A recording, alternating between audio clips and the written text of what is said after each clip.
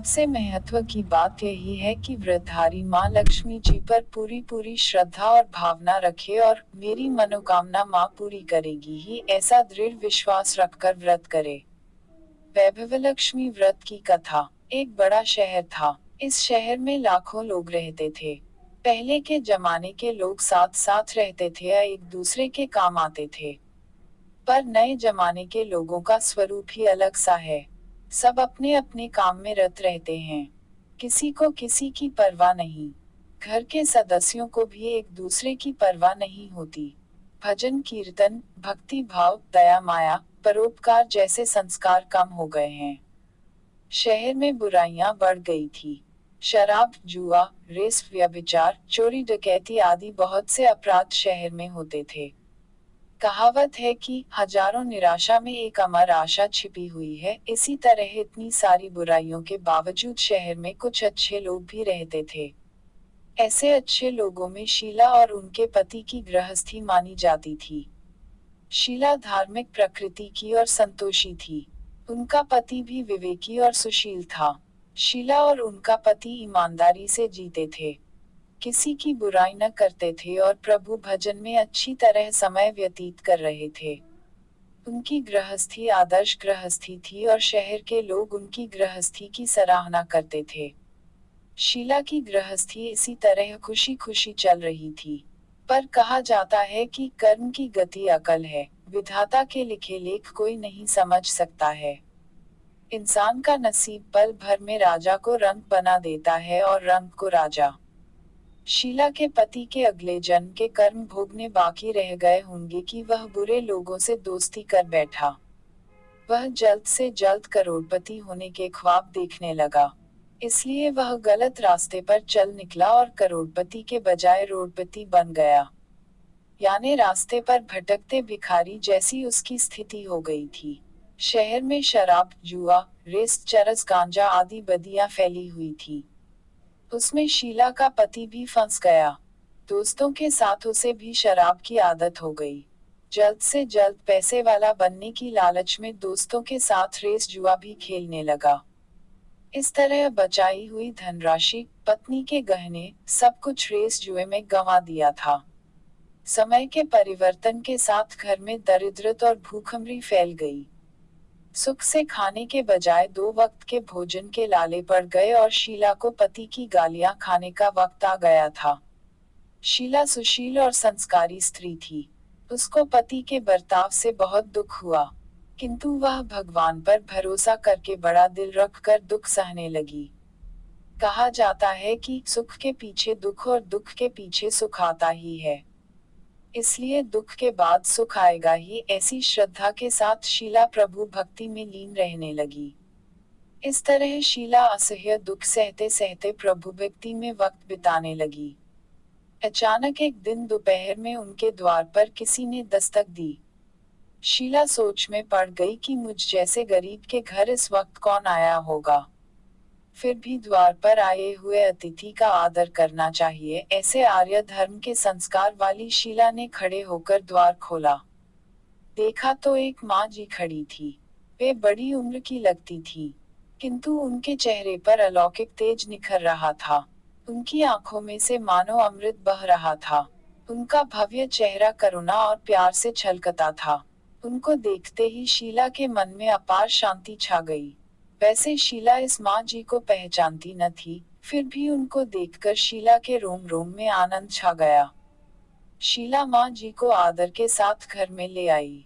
घर में बिठाने के लिए कुछ भी नहीं था, अतः शीला ने सकुचाकर एक फटी हुई चादर पर उनको बिठाया। माँ जी ने कहा, क्यों शीला, मुझे पहचाना नहीं? शीला ने सकुचाकर कहा, माँ, आपको देखते ही बहुत खुशी हो रही है, बहुत शांति हो रही है। ऐसा लगता है कि मैं बहुत दिनों से जिसे ढूंढ रही थी वे आप ही हैं, पर मैं आपको पहचान नहीं सकती। माँ जी ने हंसकर कहा, क्यों भूल गई? हर शुक्रवार को लक्ष्मी जी के मंदिर में भजन कीर्तन होते हैं, तब मैं भी वहाँ आती हूँ। वहाँ हर शुक्रवार को हम मिलते हैं। पति गलत रास्ते पर चढ़ गया, तब से शीला बहुत दुखी हो गई थी और दुख की मारी वह लक्ष्मी जी के मंदिर में भी नहीं जाती थी। बाहर के लोगों के साथ नजर मिलाते भी उसे शर्म लगती थी। उसने याददाश्त पर जोर दिया पर वह माँ जी याद नहीं आ रही थी। तभी माँ जी ने कहा, तू लक्ष्मी जी के मंदिर में कितने मधुर भजन गाती थी। अभी अभी तू दिखाई नहीं देती थी, इसलिए मुझे हुआ कि तू क्यों नहीं आती है। कहीं बीमार तो नहीं हो गई है न? ऐसा सोचकर मैं तुझसे मिलने चली आई हूँ। माँ जी के अति प्रेम भरे शब्दों से शीला का हृदय पिघल गया। उसकी आंखों में आंसू आ गए। माँ जी के सामने वह बिलख बिलख कर रोने लगी। यह देखकर माँ जी शीला के नजदीक आईं और उसकी सिसकती पीठ पर प्यार भरा हाथ फेर कर सांत्वना देने लगी। माँ जी ने कहा, बेटी, सुख और दुख तो धूप छांव जैसे होते हैं। धैर्य रखो बेटी। और तुझे परेशानी क्या है? तेरे दुख की बात मुझे सुना। तेरा मन हल्का हो जाएगा और तेरे दुख का कोई उपाय भी मिल जाएगा। माँ जी की बात सुनकर शीला के मन को शांति मिली। उसने माँ जी से कहा, माँ, मेरी गृहस्थी में भरपूर सुख और खुशियाँ थीं, मेरे पति भी सुशील थे। अचानक हमारा भाग्य हमसे रूठ गया। मेरे पति बुरी संगति में फंस गए और बुरी आदतों के शिकार हो गए तथा अपना सब कुछ गंवा बैठे हैं तथा हम रास्ते के भिखारी जैसे बन गए हैं। यह सुनकर माँ जी ने कहा, ऐसा कहा जाता है कि कर्म की गति न्यारी होती है, हर इंसान को अपने कर्म भुगतने ही पड़ते हैं। इसलिए तू चिंता मत कर। अब तू कर्म भुगत चुकी है। अब तुम्हारे सुख के दिन अवश्य आएंगे। तू तो माँ लक्ष्मी जी की भक्त है। माँ लक्ष्मी जी तो प्रेम और करुणा की अवतार हैं। वे अपने भक्तों पर हमेशा ममता रखती हैं। इसलिए तू धैर्य रख कर माँ लक्ष्मी जी का व्रत कर। इससे सब कुछ का हो जाएगा। माँ लक्ष्मी जी का व्रत करने की बात सुनकर शीला के चेहरे पर चमक आ गई। उसने पूछा, माँ, लक्ष्मी जी का व्रत कैसे किया जाता है, वह मुझे समझाए। मैं यह व्रत अवश्य करूंगी। माँ जी ने कहा, बेटी, माँ लक्ष्मी जी का व्रत बहुत सरल है। उसे वरदलक्ष्मी व्रत या वैभवलक्ष्मी व्रत भी कहा जाता है। यह व्रत करने वाले की सब मनोकामना पूर्ण होती है। वह सुख संपत्ति और यश प्राप्त करता है। ऐसा कहकर माँ जी वैभवलक्ष्मी व्रत की विधि कहने लगी। बेटी, वैभवलक्ष्मी व्रत वैसे तो सीधा सादा व्रत है, किंतु कई लोग यह व्रत गलत तरीके से करते हैं, अतः उसका फल नहीं मिलता। कई लोग कहते हैं कि सोने के गहने की हल्दी कुमकुम से पूजा करो बस व्रत हो गया। पर ऐसा नहीं है। कोई भी व्रत शास्त्रीय विधि से करना चाहिए, तभी उसका फल मिलता है। सच्ची बात यह है कि सोने के गहनों का विधि से पूजन करना चाहिए। व्रत की उद्यापन विधि भी शास्त्रीय विधि से करना चाहिए। यह व्रत शुक्रवार को करना चाहिए। प्रातःकाल स्नान करके स्वच्छ कपड़े पहनो और सारा दिन जय माँ लक्ष्मी का रटन करते रहो। किसी की चुगली नहीं करनी चाहिए। शाम को पूर्व दिशा में मुंह करके आसन पर बैठ जाओ। सामने पाटा रखकर उस पर रुमाल रखो। रुमाल पर चावल का छोटा सा ढेर करो। उस ढेर पर पानी से भरा तांबे का कलश रखकर कलश पर एक कटोरी रखो। उस कटोरी में एक सोने का गहना रखो। सोने का न हो तो चांदी का भी चलेगा। चांदी का न हो तो नकद रुपया भी चलेगा। बाद में घी का दीपक जलाकर अगरबत्ती सुलगाकर रखो। माँ लक्ष्मी जी के बहुत स्वरूप हैं, और माँ लक्ष्मी जी को श्रीयंत्र अति प्रिय है। अतः वैभवलक्ष्मी में पूजन विधि करते वक्त सर्वप्रथम श्रीयंत्र और लक्ष्मी जी के विधि स्वरूपों का सच्चे दिल से दर्शन करो। उसके बाद लक्ष्मी स्तवन का पाठ करो। बाद में कटोरी में रखे हुए गहने या रुपये को हल्दी कुमकुम और चावल चढ़ाकर पूजा करो और लाल रंग का फूल चढ़ाओ।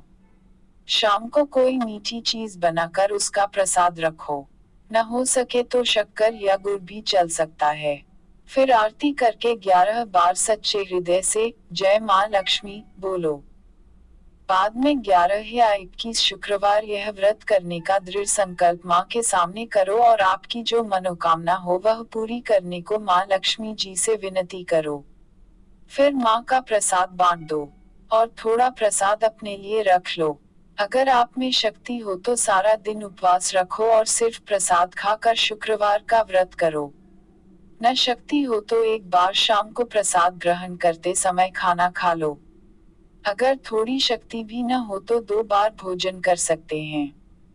बाद में कटोरी में रखा गहना या रुपया ले लो। कलश का पानी तुलसी की क्यारी में डाल दो और चावल पक्षियों को डाल दो। इसी तरह शास्त्रीय विधि से व्रत करने से उसका फल अवश्य मिलता है।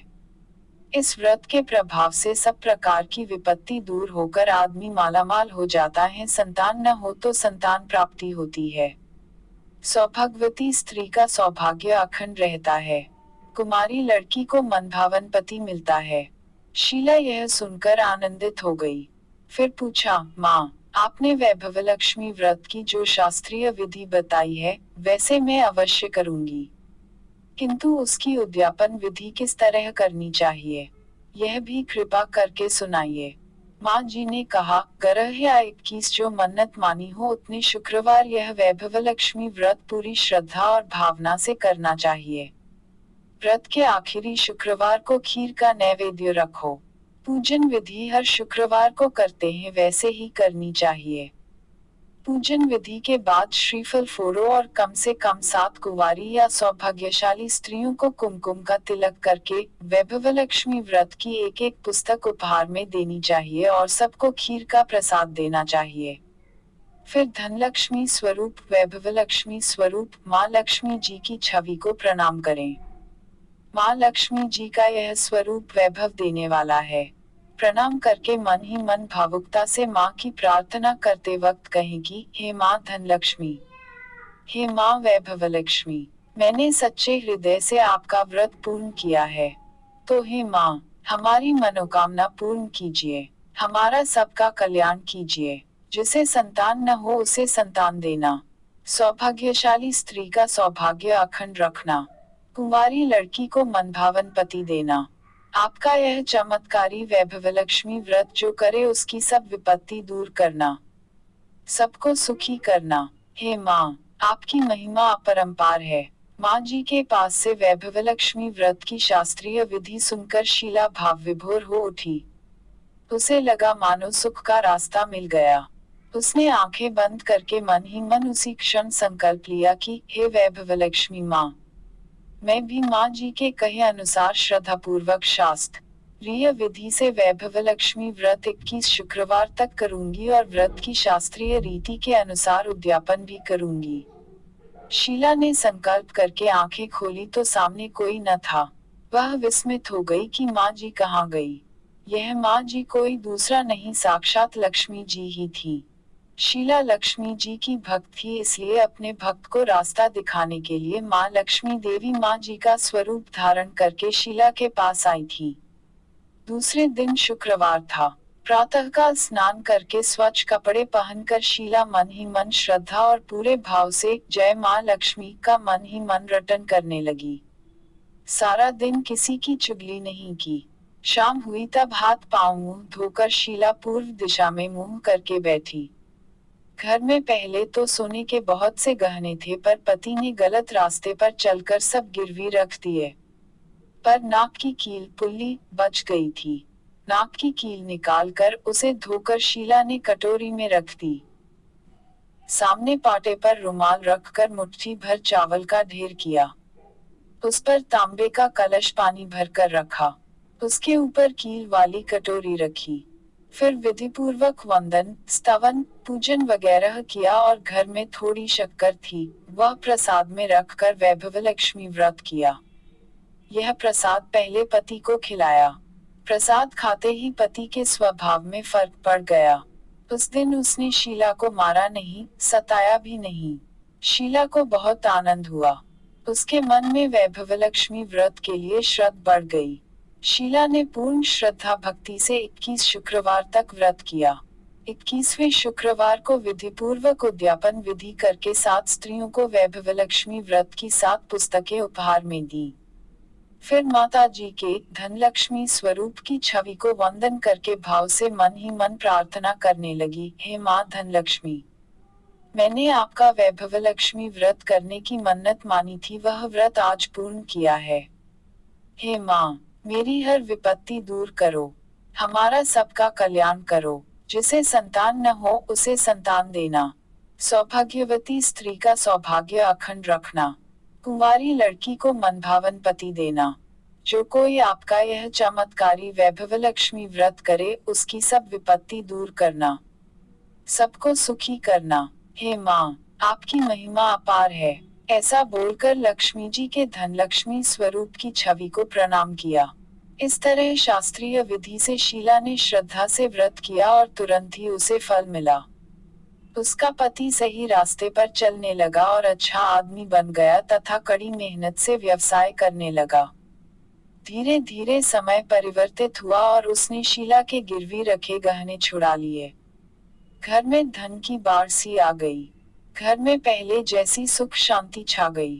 वैभवलक्ष्मी व्रत का प्रभाव देखकर मोहल्ले की दूसरी स्त्रियां भी शास्त्रीय विधि से वैभवलक्ष्मी का व्रत करने लगी।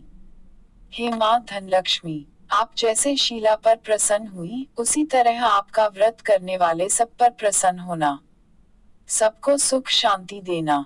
जय धनलक्ष्मी माँ, जय वैभवलक्ष्मी माँ।